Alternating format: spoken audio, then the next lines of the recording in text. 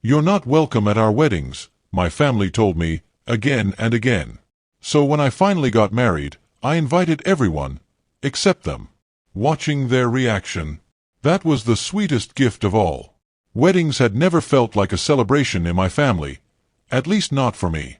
I used to sit quietly at the back, sometimes near the coat rack or tucked at the kids' table, even well into my 20s.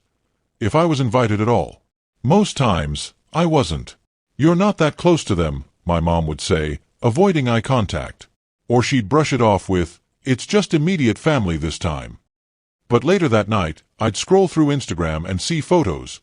Half the neighborhood there, relatives I hadn't seen in years. Everyone but me. I don't know exactly when the rejection began, but it took hold fast. By 15, I'd stopped asking questions. By 20, I stopped pretending it didn't hurt. By 25, I accepted the truth. I wasn't wanted. My difference was always the unspoken reason. I wasn't loud like the rest. I didn't go to church. I wasn't straight. No one said it outright. It was hidden in the silence, in the way I was left out, in the strange smiles when I dared to show up at holiday gatherings. Then I met Amanda. Bright, kind, and everything I once thought I didn't deserve.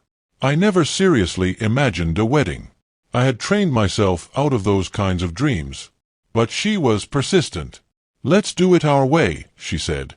"Let's make something beautiful." And we did. We planned a wedding filled with joy, color, laughter, and people who genuinely loved us. Not out of duty, but from the heart. Friends who had become family.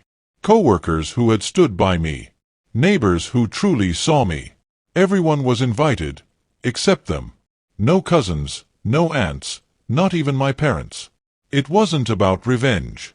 It was about honesty. They had made it crystal clear over the years that I wasn't family enough for their celebrations. I was just giving them the same energy back. But once they found out, that's when everything unraveled. It started with a Facebook post. Not from me. I hadn't shared anything online, not because I was hiding it, but because I didn't feel the need to explain myself. But Amanda's cousin had posted a beautiful photo of us during our vows. Hands joined, eyes locked, the lake behind us glowing with golden hour light. I adored that photo, for about 20 minutes. Then the texts began. First, my sister, who hadn't spoken to me in 8 months. Wow. I had to find out from Facebook that my own sister got married. Then my cousin, Tara. Wait, is this real? You had a whole wedding and didn't invite anyone. And then came the dreaded family group chat. Fam bam for life. Dead for years, unless someone needed to brag or borrow money. Suddenly revived like a zombie rising from the grave. Aunt Sheila, so disrespectful. We would have supported you if we knew. Uncle Dave, not even a phone call? I thought we were closer than that. My mom, after everything we've done for you. My dad, left the chat. I read every message, each one hitting like a stone in my chest. I could almost hear their voices. Wounded, accusatory, entitled. As if I owed them something. As if years of being left out didn't matter. I didn't reply. Amanda saw me staring at my phone and quietly wrapped her arm around me. "Let them stew," she whispered. "You don't owe them your joy." And she was right. Still, it felt surreal. Watching the same people who never included me in anything now fall apart because I hadn't included them in something. The hypocrisy was almost laughable. But what caught me off guard wasn't the outrage. It was what came after, the apology. Or something that looked like one. 2 days after the group chat meltdown, my mom called. I let it ring. Once. Twice. 3 times. Amanda glanced at me from across the couch and raised an eyebrow. "You don't have to pick up," she said softly. "But if you do, I'm right here." I took the call. There was a long pause on the other end.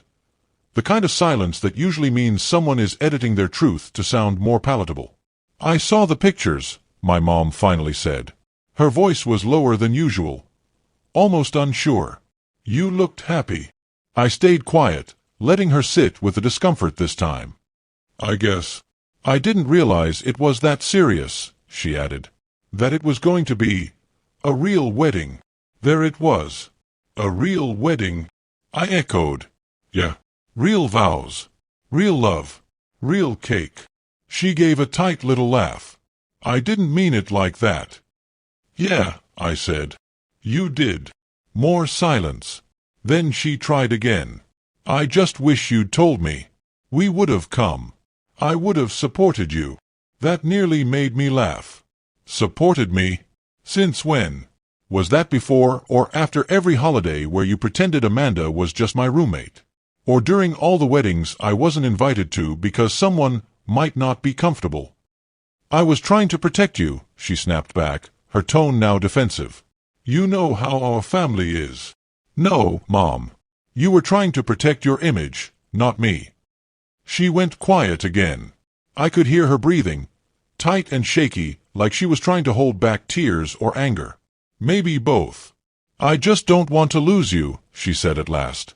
You lost me a long time ago, I replied, calm but unwavering. You just didn't notice. Then I ended the call. Amanda didn't say anything, just pulled me close and kissed my forehead. I thought I'd feel guilty. I didn't. Instead, I felt clear.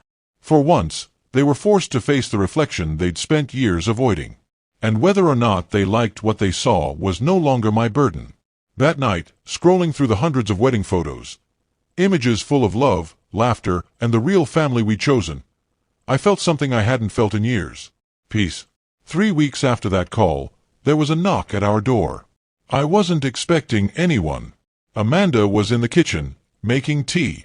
Our dog barked once and ran to the door like he somehow knew. When I opened it, my dad was standing there. He looked older than I remembered. Smaller, somehow. No smug expression. No carefully rehearsed speech. Just a man holding a grocery store bouquet and wearing a face full of uncertainty. I'm not here to argue, he said. I just wanted to see you. It was the first time he'd ever come to my home. Not when Amanda and I moved in. Not when we got the dog. Not when I had surgery last year and needed someone to hold my hand in the waiting room. But here he was. I didn't invite him in. I stepped outside. He held out the flowers, a clumsy peace offering. I know I wasn't there, he said. And I know I don't deserve to be now.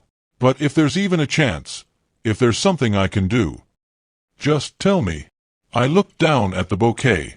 Pink carnations and baby's breath. Awkward. Mismatched. But something. You want to do something? I said. Talk to Mom. Talk to Aunt Sheila. Tell them what you just told me. Stop expecting me to fix everything. Speak up when it counts, not just when it's convenient. He nodded. Okay. I will. I didn't say I forgave him. I didn't cry. I didn't hug him. But I didn't slam the door, either. That night, Amanda and I sat on the couch, watching reruns. The flowers were in a vase on the windowsill. I told her what happened. Do you think they'll ever really change? She asked. I paused. Thought about it. Really thought about it. Maybe, I said. But I'm not waiting for them anymore. Because this was the life we built. The family we chose. The love we protected. And the greatest gift I ever gave myself was walking away from people who only ever wanted a version of me that never existed, and choosing the real me instead. If you liked this, please subscribe and help me reach 1,000 subscribers. Thanks for the support.